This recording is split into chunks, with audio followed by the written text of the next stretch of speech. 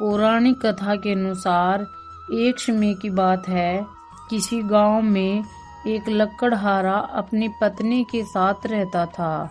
दोनों बहुत गरीब थे, इसलिए लकड़हारा रोज जंगल में जाकर लकड़ी काटता और उन्हें बेचा करता था। जो भी रुपये मिलते उनसे वह अपने घर का खर्चा चलाता था। लकड़हारे की पत्नी बहुत धार्मिक थी। वह नियम से सारे व्रत किया करती थी। हर पूर्णिमा के दिन स्नान और दान भी करती थी। वैशाख का महीना शुरू होने पर वह रोज नदी में स्नान करने जाती और नियम से विष्णु भगवान की पूजा करती, भोग लगाकर आरती करती थी। व्रत की कथा भी कहती। वह नियम से आंवले, केले, पीपल के पेड़ की पूजा भी किया करती। वह वैशाख के पूरे महीने पक्षियों को दाना और पानी देती थी और चींटियों को शक्कर भी खिलाती थी। दोनों बहुत गरीब थे, लेकिन दोनों भगवान विष्णु में बहुत श्रद्धा रखते थे। वैशाख महीना समाप्त होने को आया।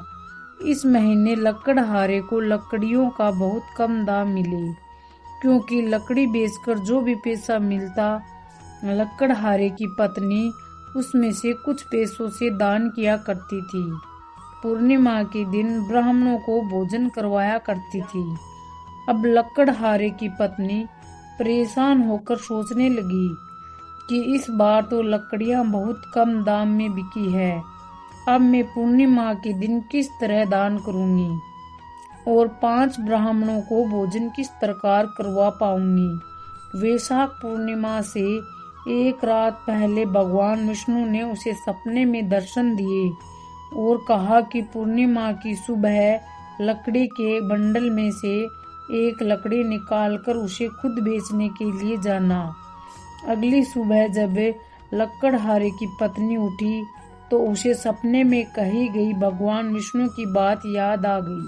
पूर्णिमा की सुबह जल्दी उठकर नदी में स्नान करने के बाद उसने सूर्य देवता को जल अर्पित किया और व्रत का संकल्प लिया। उसके बाद पीपल के पेड़ के नीचे बैठकर पूजा करने के साथ ही व्रत की कथा पढ़ी और भगवान विष्णु की आरती की, और तब वह लकड़ी के बंडल में से एक लकड़ी निकालकर बाजार में बेचने के लिए चल पड़ी। भगवान विष्णु के आशीर्वाद से और वैशाख महीने में की गई पूजा के प्रभाव से वह लकड़ी चंदन के लकड़ी में बदल गई। इस तरह बाजार में पहुंचने पर उसे चंदन की लकड़ी बेचने से इतने पैसे मिल गए कि वह भगवान विष्णु को चढ़ाने के लिए फल और साथ ही 5 ब्राह्मणों को भोजन कराने और दक्षिणा देने के लिए इंतजाम कर पाई। घर आकर उसने 5 ब्राह्मणों को अपने घर पर भोजन कराया और उन्हें दक्षिणा दी। 5 ब्राह्मण उसे आशीर्वाद देकर विदा हो गए। उधर रोज की तरह वह लकड़हारा जब बाजार में लकड़ियां बेचने पहुंचा तब पूरा बंडल चंदन की लकड़ी में बदल चुका था। यह सब भगवान विष्णु का ही आशीर्वाद था। बाजार में एक जमींदार ने बहुत ऊंचे दाम देकर चंदन की लकड़ी का बंडल खरीद लिया और लकड़हारे को उस दिन चंदन की लकड़ी के बदले बहुत सारे रुपये मिले। इस तरह लकड़हारे और उसकी पत्नी की गरीबी हमेशा के लिए दूर हो गई। उनके दुख के दिन हमेशा के लिए दूर हो गए।